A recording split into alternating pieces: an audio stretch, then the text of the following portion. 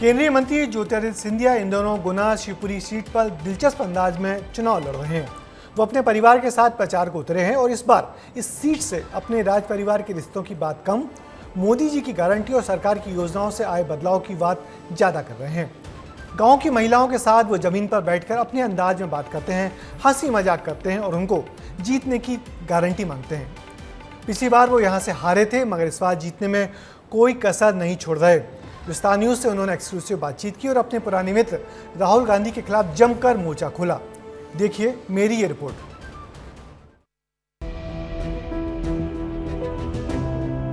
जैसा फेविकॉल है ना, फेविकॉल। अरे भैया, मैं तो मुंगावली के सड़कों का दर्जी हूँ।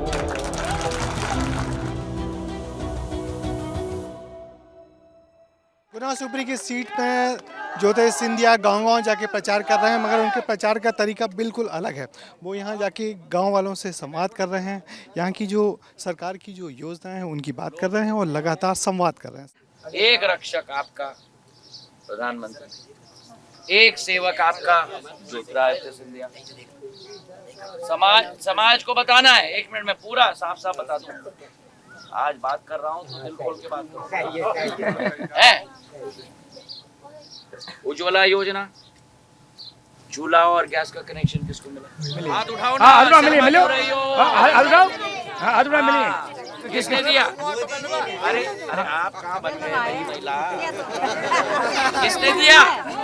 हाँ, और आपको मालूम है अब आपके घर में चूल्हा आ गया, आपके घर में सिलेंडर आ गया। टंकी सही। अब अगले 5 साल में आपको टंकी उठाने की जरूरत है। मोदी जी आपके घर में अगले 5 साल में पाइप डाल के गैस पहुंचाएंगे आपके, तो टंकी का मुसीबत।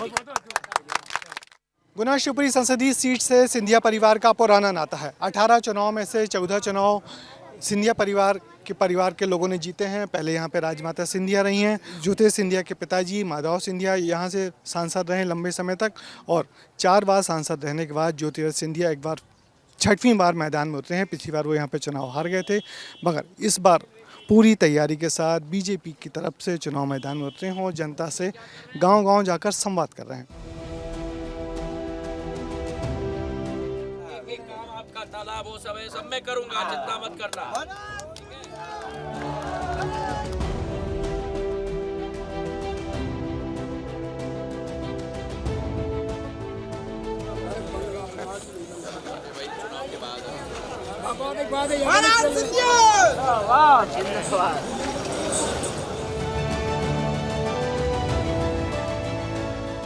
सिंधिया जी अपने प्रचार के दौरान बीजेपी कार्यकर्ताओं के उन जगहों पे भी जा रहे हैं जिनके यहाँ दुख दर्द या गम हुआ है। ऐसी एक जगह पे यहाँ उतरे हैं। अच्छा, क्या कहेंगे इस बार जो चुनाव है, तो कैसा लग रहा है? कैसा चुनाव है इस बार? बहुत बढ़िया चुनाव है। श्रीमंत महाराज साहब का चुनाव, मोदी जी का चुनाव है। महाराज साहब के और मोदी जी के नाम पे वोट मिल रहा है। पिछली बार तो महाराज जी यहाँ हार गए थे, तो वो क्या वजह रही थी? वो साहब मोदी जी का लहर थी। कोई जो पहले सांसद जीते थे वो खुद के वजूद पर नहीं जीते थे, वो मोदी जी की लहर थी, भारतीय जनता पार्टी की लहर के कारण वो चुनाव जीते थे। और अभी भी महाराज जीतेंगे ऐतिहासिक वोटों से। हमारा क्षेत्र जो है वो पार्टी से मतलब नहीं, से परिवार एक रिश्ता है महाराज से। सिंधिया जी को यहाँ परिवार के लोग मानते हैं और सिंधिया जी हर वर्ग विशेष का ध्यान रखते हैं। आप देख रहे हैं कि हमारी न्याय जैन जो मंडल अध्यक्ष हैं युवा मोर्चा के, उनके हस्बैंड अभी 4 दिन पहले एक्सीडेंट में एक्सपायर हो गए। महाराज साहब को चुनाव के समय भी अपने कार्यकर्ता की चिंता है और वो आंतरिक रूप से शोक संवेदना व्यक्त करने खुद आए हैं। ज्योतिरादित्य सिंधिया फिर पूरी मेहनत के साथ इस सीट पे हैं और लोगों का यही कहना है कि सिंधिया से जो जुड़ाव है, यही वजह है कि वो किसी भी पार्टी में रहे। पिछले भले ही कांग्रेस में थे, मगर इस बार बीजेपी में है, तो और ज़्यादा वोटों से जीतना उनका तय लग रहा है।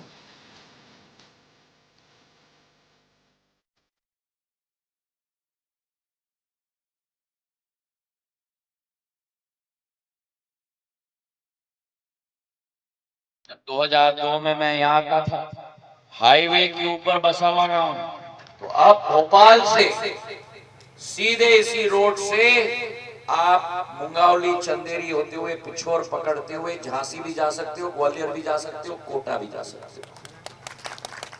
4 ट्रेन की स्टॉपिंग हुई। आज मुंगावली में तिरुचिरापल्ली से भगत की कोठी की स्टॉप,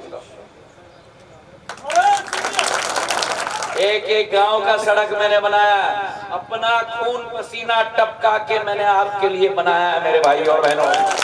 मुंगावली की नई मंडी और मुंगावली का केंद्र विद्यालय के बाद चंदेरी की जनता ने मांगी तो चंदेरी में मैंने केंद्र विद्यालय बना दिया। मध्य प्रदेश की गुना शिवपुरी सीट बड़ी दिलचस्प सीट है। यहाँ देश में हुए पहले चुनाव में यहाँ पर हिंदू महासभा का प्रत्याशी जीता था। उसके बाद विजया राजे सिंधिया यहाँ पर दूसरे चुनाव में आई और तब वो यहाँ पर कांग्रेस की प्रत्याशी बन के जीती थी। विजया राजे सिंधिया उसके बाद यहाँ पर स्वतंत्र पार्टी यानी कि जो राजा महाराजाओं की पार्टी थी उससे जीती, फिर वो जनसंघ से भी जीती। तो 6 बार वो यहाँ से विजया राजे सिंधिया सांसद रहीं। उसके बाद उनके बेटे यानी कि माधव सिंधिया यहाँ पर जनसंघ की टिकट से जीते। जनसंघ की टिकट से जीतने के बाद उसके बाद वो निर्दलीय प्रत्याशी बन के यहाँ से लड़े, जीते और फिर 2 बार कांग्रेस की सीट पे जीते, यानी कि 4 बार वो भी यहाँ से सांसद रहे। उनके बेटे ज्योतिरादित्य सिंधिया यहाँ से 4 बार सांसद रह चुके हैं। 5वीं बार यानी कि पिछला चुनाव हारे थे और 6वां चुनाव लड़ने के लिए इस बार पार्टी बदल के मैदान में उतरे हैं।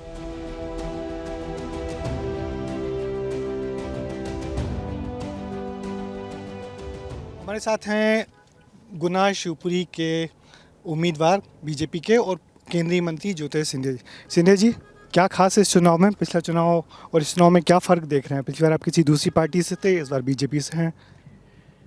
मेरी तो सेवा भाव का लक्ष्य है और उस सेवा भाव के लक्ष्य की पूर्ति के लिए राजनीति केवल एक माध्यम है और मैं अपना सौभाग्य मानता हूं कि प्रधानमंत्री नरेंद्र मोदी जी के नेतृत्व में मुझे एक मौका मिला है भारतीय जनता पार्टी के एक कार्यकर्ता के रूप में गुना संसदीय क्षेत्र से प्रत्याशी बनने का, और पूरी कर्मठता के साथ और पूरे संकल्प के साथ और पूरे सेवा भाव के साथ प्रधानमंत्री जी ने जो विश्वास मुझ में जताया है उस विश्वास पर खड़े उतरने की पूरी कोशिश कर रहा हूँ। सर, आज मोदी जी का बयान आया है कि जो राहुल गांधी है उन्होंने राजे महाराजाओं के बारे में भला बुरा कहा है, नवाबों का पक्ष लेते हैं। वो राजे महाराजाओं को हमेशा खलनायक बनाते हैं और नवाबों की बादशाहों की तारीफ करते हैं। जो लोग ने कभी इतिहास न पढ़ा हो उनसे क्या अपेक्षा किया जाए, और जो लोग केवल तुष्टीकरण की सोच रखते हैं उनकी यही विचारधारा होती है, और आज उनको नीचे दिखाने का काम राहुल गांधी जी कर रहे हैं।